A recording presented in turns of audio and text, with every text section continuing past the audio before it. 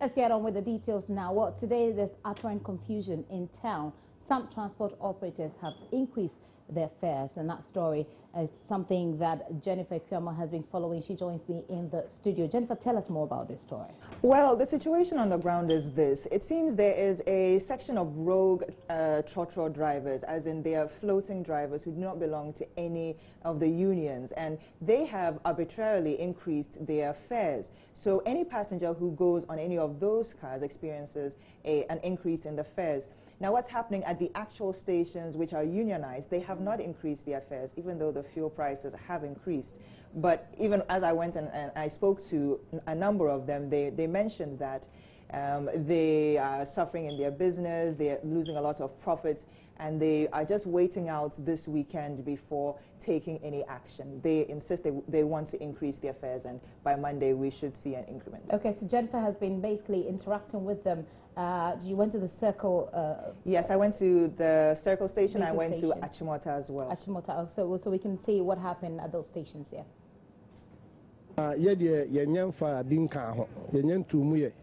Because we haven't started increasing the fares at the station because we want to see what the government will say first about the fuel increases. During the previous government, when the fuel prices increased, we also increased accordingly, but we haven't increased the fares. Even after petrol prices increased, we haven't increased our fares, and it's destroying our business. We will be increasing our prices soon because the drivers at different places are increasing. We are waiting on the government. If they don't tell us anything from Monday, we will increase the prices.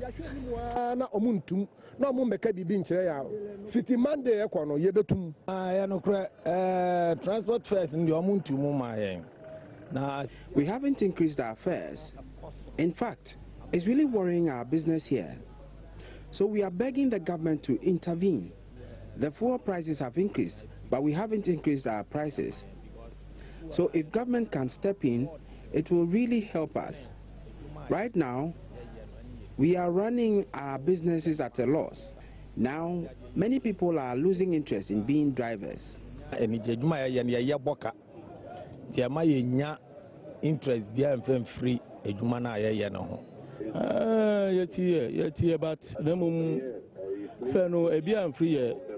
Yes, we've heard, but since we haven't heard from the regional executives, we can't also increase our fares.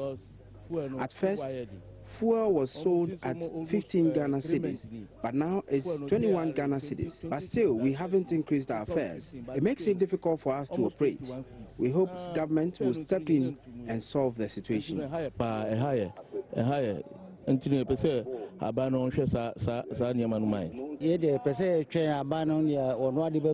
We want to wait for the government to make a statement about this before deciding on whether to increase fares or not.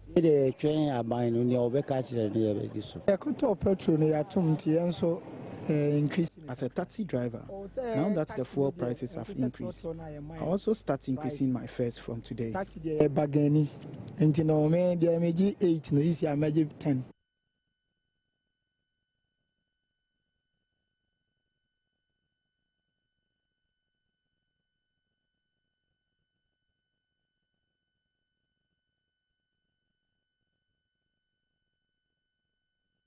Okay, so that's what happened. And when Jennifer went out today, Jennifer is still here with me in the studio. Jennifer, tell us more. We know that there was a meeting behind the scenes. What was the outcome of this meeting? Yes, they had a high-powered, behind closed doors meeting with representatives from the Ministry of Finance.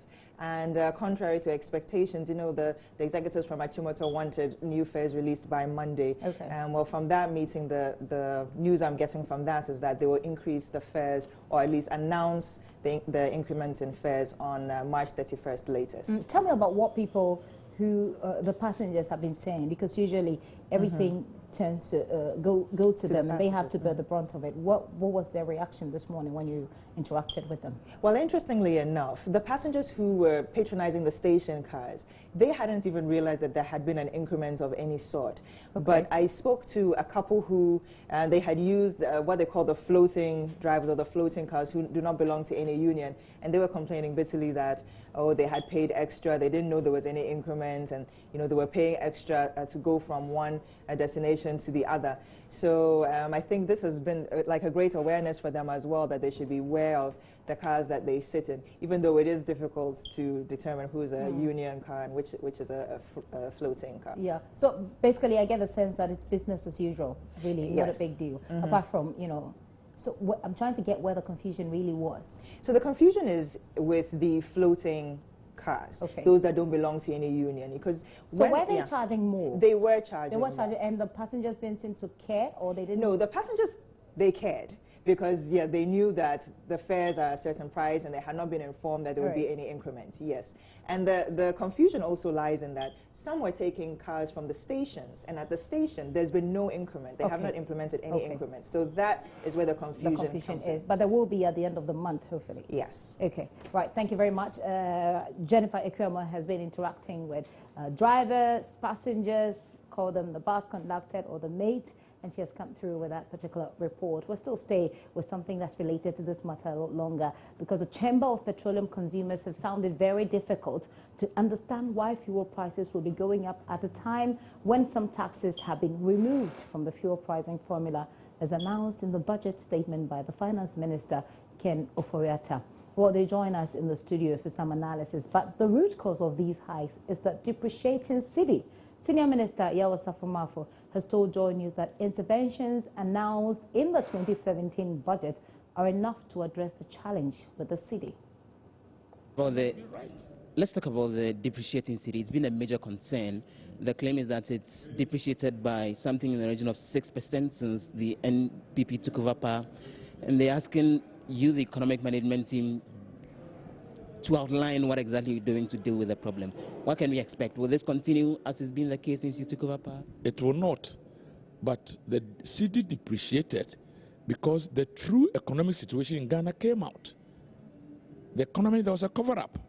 Now, when it turned out that your growth was 3.6% and your deficit was 10.3%, what do you expect the external investors to do? The external investors will de-invest. That will affect the level of your currency. So the cedi depreciated because the economy had performed very poorly at the end of December.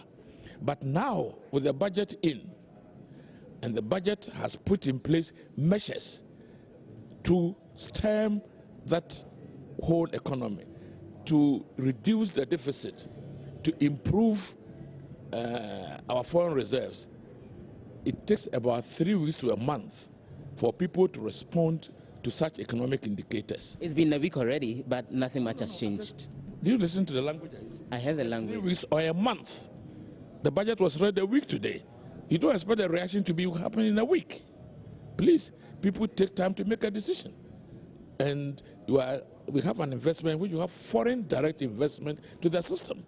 They have to study the budget, see our direction, and I can assure you that the cedi will begin to stabilize. Stabilize or appreciate, which of them? Stabilize as in stay where it is now, or the currency will gain better ground and do better than the international It currency? will stabilize. It has to stabilize. You are not likely the cedi to appreciate against the dollar. No. That would be Ethiopian. The cedi will stabilize.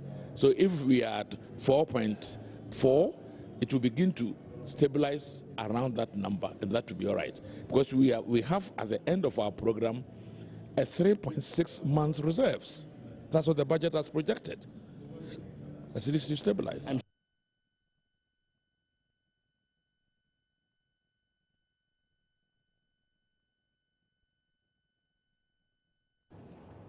All right, so that is Senior Minister Yawo Safo-Mafo there speaking to Joseph Opoku Gakpo on those measures. Well, a fresh report released by the research agency GN Research seems to contradict the minister's position. They say that the tax cuts in the budget will spur significant imports and put more pressure on the cedi. Let's give you an idea of how the cedi has performed against some major trading currencies as put together by GN Research. So if you look at this particular outlay that we have, you see that the US dollar seems to be performing way above the Ghana cedi. And we're looking at a period between January and February. Their research shows that the cedi, the US dollar keeps rising. So if you look at somewhere in the middle of, getting to the end of January, you see that it tips up a little bit, and then right into February, it keeps jumping up and up and up like that. And then if you look at the Great British Pound, it seems to be performing in the same way as the US dollar is performing. If you look at the euro, it was really down at the beginning of January, but then as the month progressed and then we went into February, you see it go up just the way the US dollar and the British pound is going. The only currency that the cedi seemed to be beating is the CFA. Now, what's happening is that it seemed to be up at the beginning of January, but seems to be tipping way down as we go into February. So that's something that was put together by the GN Group, their thoughts on how the cedi really is performing against the major trading currencies. Well, let's have a conversation. And you do understand why we're putting all of this together, because we're looking at the correlation between the performance of the cedi and the effect that it has on fuel. In the studio with me is Duncan Amwa. He's Executive Director of the Chamber of Petroleum Consumers. He'll help us to, have a conversation on this matter. So you say that the fuel price hikes at the pumps is unacceptable. Why so, when the OMCs are paying more for what they sell to consumers? Let me thank you again, Gifty. Good afternoon to your viewers. If you look at the trend of fuel price increases in Ghana, it's been rather worrying. If you check the global petroleum pricing index, Ghana seems to be dropping. We've moved from $0.94 a litre to 0.87. So on paper, we seem to drop. But the reality is that the cedi has dragged all of us to a point where instead of dropping, we are rather adding to pump prices. And so today, from about 16 cedis 30 pesos some 3 months ago, most pumps are dispensing around 20 cedis per gallon. Okay. If you look at the increases that has been recorded within the short period, we are doing about 19.68% within the short period. And one will be asking if pockets in Ghana are that inelastic to afford any increases at all. Whatever the justification is, the consumer sometimes cannot be perturbed. If the cedi is doing badly, do I have to be the one, paying for the cedi's poor performance? Well, whether you like it or not, you are going to have to pay. It looks obviously. like, because then it will, whether you like it or not, you get the, like what we're having today, you get the transport operators increasing the prices, and at the end of the day, it's the consumer who has to pay. Exactly the point. And so that's why we have said severally that whatever measures will be put in place to curtail whatever bad dance the cedi is dancing with the other major trading currencies, it should be put in place so that I do not suffer the consequence thereof. Right. I may not have the power to check how the cedi is performing, but Bank of Ghana does, the government does.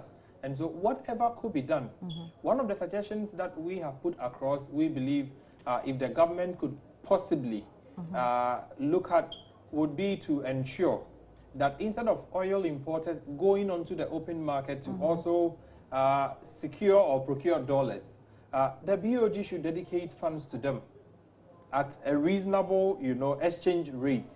So you want government to support oil companies? Not to support, but dedicate the dollar. Okay, okay. Instead of them to go to the open market like everybody else to look for dollars. Okay. Dedicate the dollar so that whatever imports they do, the BOG could do the transfers for and on their behalf at probably an FX of 4.3.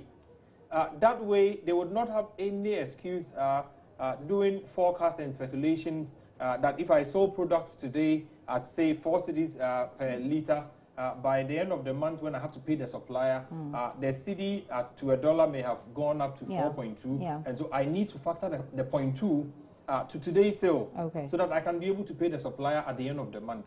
Those are some of the things that is pushing all of us to where we are. Okay. Gifty, you ask, if the city continues to fall, would I have to continue paying higher and higher? To what point would we all be, would we keep paying? And how much can we afford as a people? I think if you have a country where minimum wage is around 7 cedis and fuel prices cannot be at 5 cedis or 7 cedis or, something in that region, and it's about 3 times, minimum wage. What you are telling people is that those who pick transport to work, those who have to drive, they cannot sustain themselves, working anymore. Is this as a result of, what has the deregulation got to do with this trend that we're seeing and probably be seeing more of? Gifty, if we were still in the controlled pricing regime, where you have the government through the NPA announcing prices, I'm not sure we would have to talk about OMCs or BDCs or anybody's, excesses or inefficiencies or otherwise. We would have had to go to government and insist that fuel prices are too much. But you fast forward to a deregulated market, a liberalized market, the power is now vested with the petroleum service provider to ensure they fix prices such they do not go bankrupt. And so they basically have to deal with prices that favor them. That favor them, yes. And but then what it brings also, what the deregulation brings also is that there is competition. So then you're looking at a price against others. So I did an analysis sheet last week. Deregulation has one of the positives or the strengths, competition. Unfortunately, in Ghana, in practice now, it has become a benchmarking situation where a lot of the OMCs would rather look up to some of the major players and see where they are setting their prices, then they also move. So today, if the big 4 or the big 3 decided that we were doing 4.8, you can be rest assured others, instead of giving them competition, would also, gravitate towards those numbers. Okay. We are not seeing much of a difference with fuel pricing, except to say sometimes GOL would probably have a way to, stay certain prices to bring others, down. But in the absence of that, you don't see the competition, playing out. And so I think Ghanaians are being forced to pay a lot more than they naturally should. The other issue is we co-import with Nigeria, Gifty. The same vessel that brings from Amsterdam, right, will carry same products for Ghana and Nigeria. We'll give Nigeria's products, we'll give Ghana's products. Same product, same vessel. Nigeria can trade at $0.46 a liter to its people. Ghana would have to do about 0.94. Why is that? It's because of a lot of the taxes, a lot of the, the things that you probably add on after the actual cost of the products, the ex-refinery. I think in Ghana is way too much. And the one suffering is the trotro driver who today is having to fight with commuters to get transport fare increases. We do not think, anyway, Gifty, we'll leave that for another day. You do not think, no, we should let it go, because, the next question, yes, keep going, please. Transport operators, if you recall somewhere 3-4 months ago, we were candid and clear that the Transport Ministry should lead what we call transport fare policy. Okay. That was going to have in black and white, right, the effects of fuel price increases on cost of transportation in Ghana. Go through with all the stakeholders, go through Parliament, get the plus and minus, formula in there, so that if fuel prices do 10% increments over a period, transport operators may be allowed some 6%, transport fare increases. Same way, if fuel prices should go down by 10%, you would expect that transport fares could also go down. Okay. The reverse has never happened in the country. Today, at 20 Ghana cedis, we are looking at certain new transport fares. And so when that is done at 20, if tomorrow, if next week, if the next other month, fuel price should drop to 18, would the transport operators be magnanimous to reduce fares? We have not seen that happen. Ever happen. And that is why we are agitating that the Transport Ministry should take on immediately a transport fare policy so that the media can check, we can check.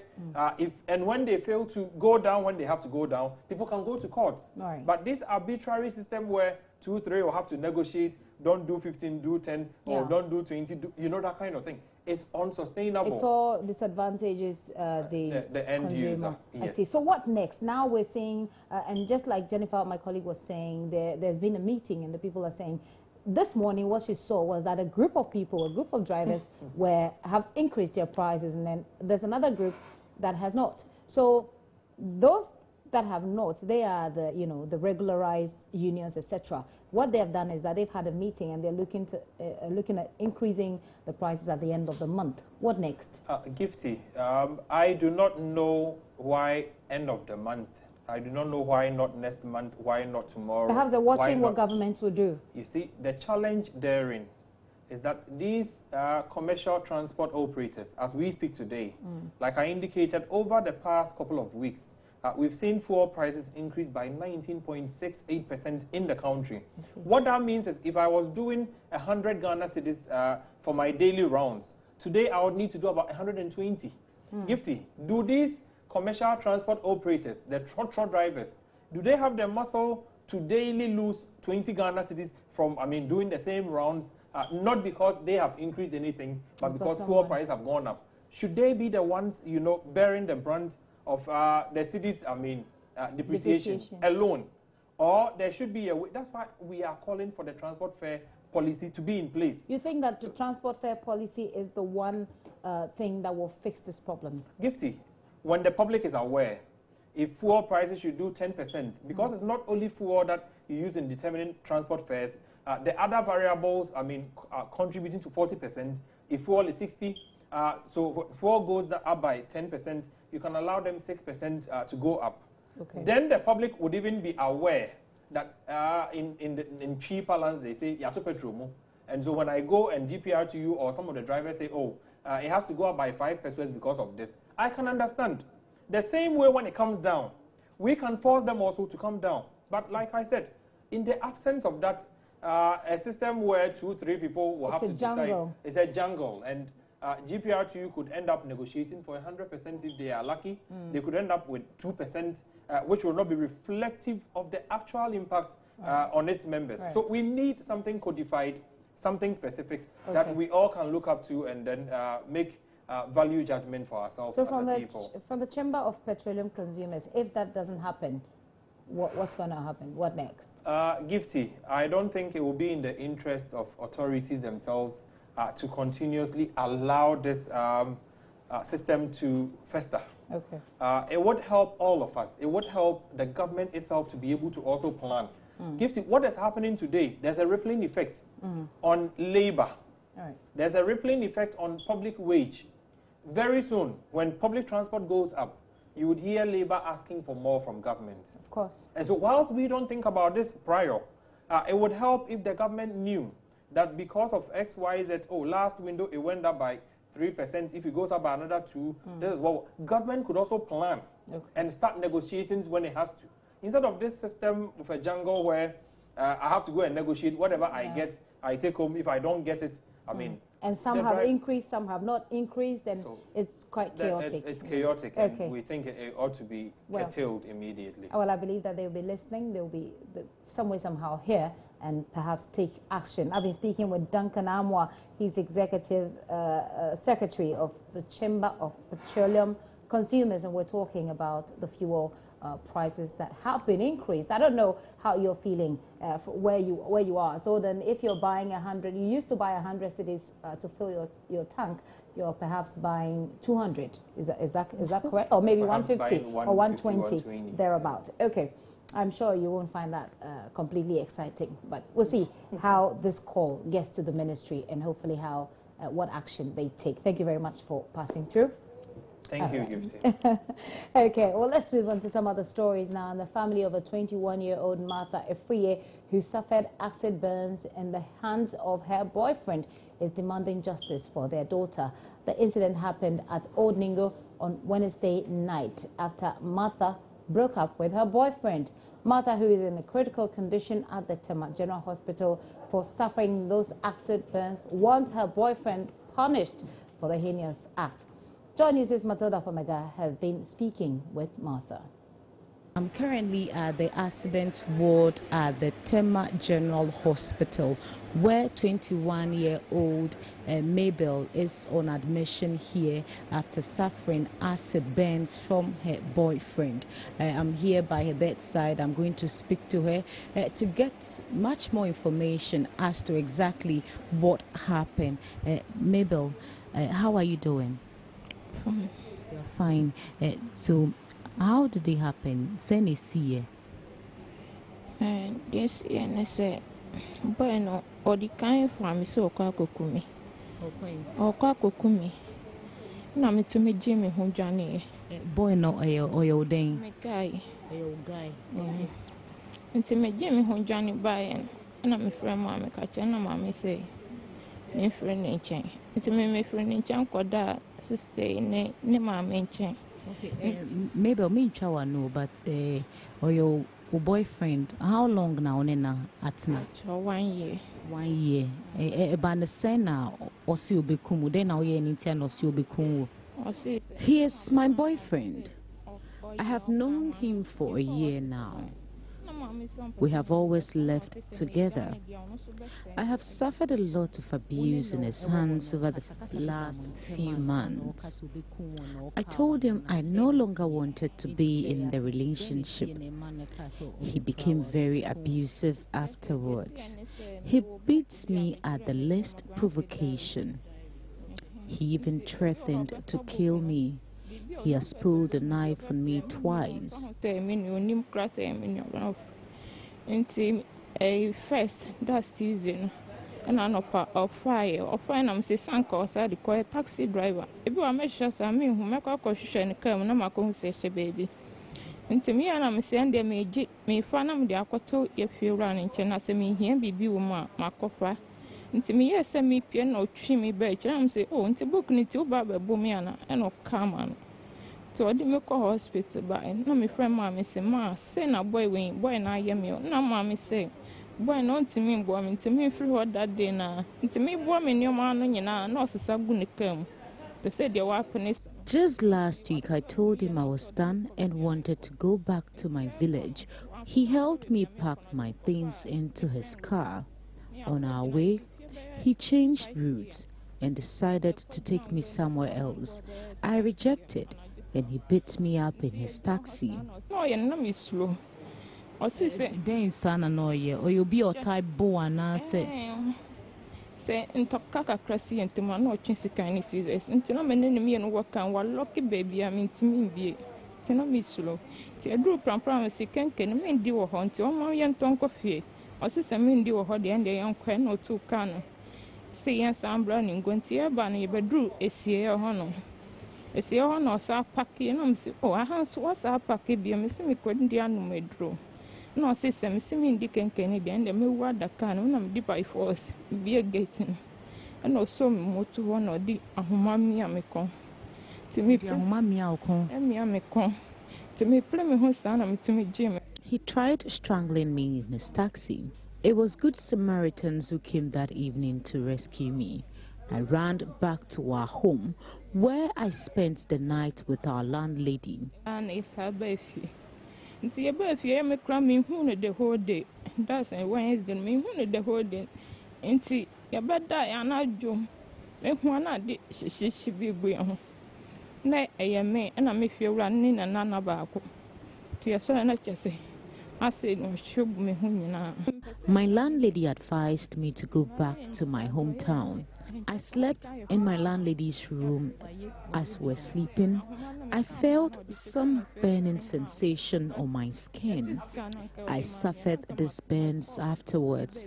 My landlady suffered same. Her son too suffered same. So I'm going to go down for life. Come to me with you.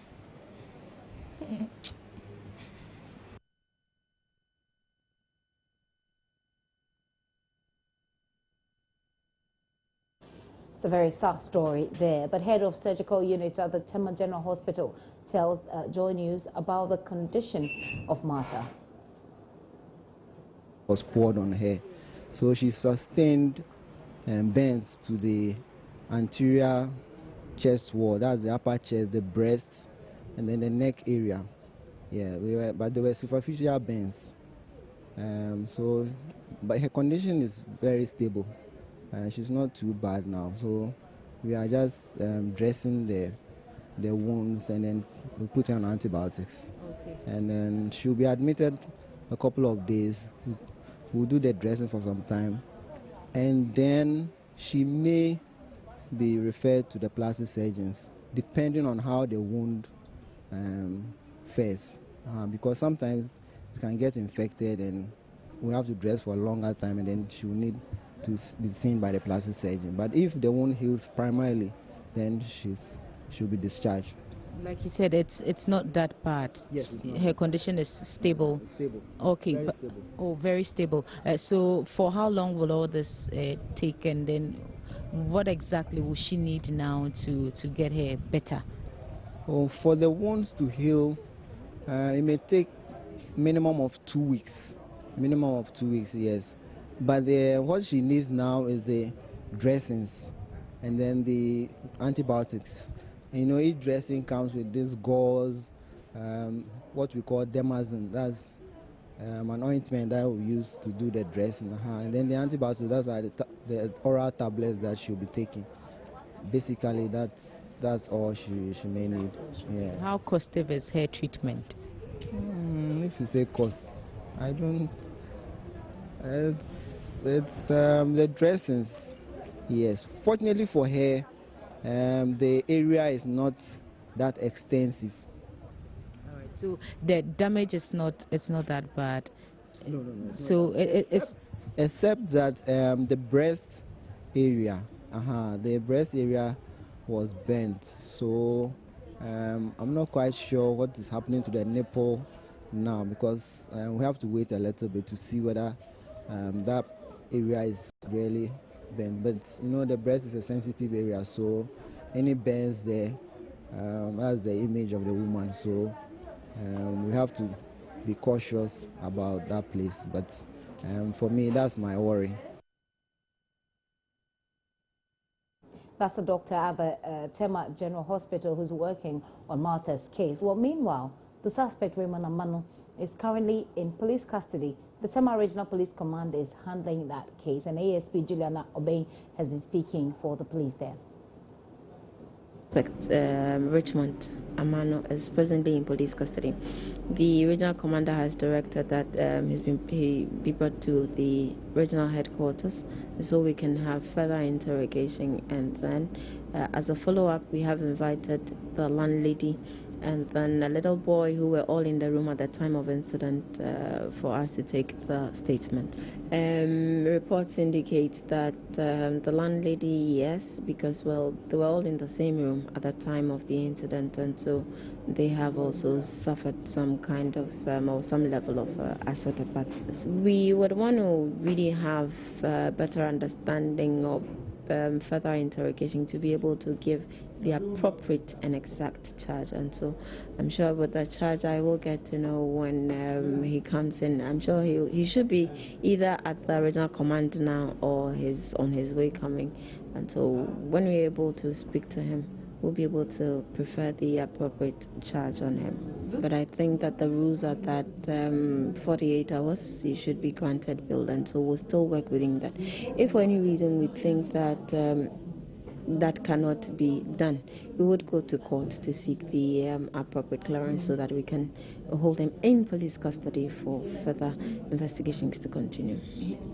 Well, like I said, it would depend on what is going to aspire today when he comes to the regional command for the further interrogation. But we should be assured that we will follow our process and do what is right. It's not as if we're going to bend the rules because it is A or because it is B or because we want to do that. We'll just work within the laws. So we should be assured that if he gets here and it is that he should be granted bail, yes, he would be granted. But if he gets here and we think that we need a little bit more time, we would go to court to get that clearance from the court too.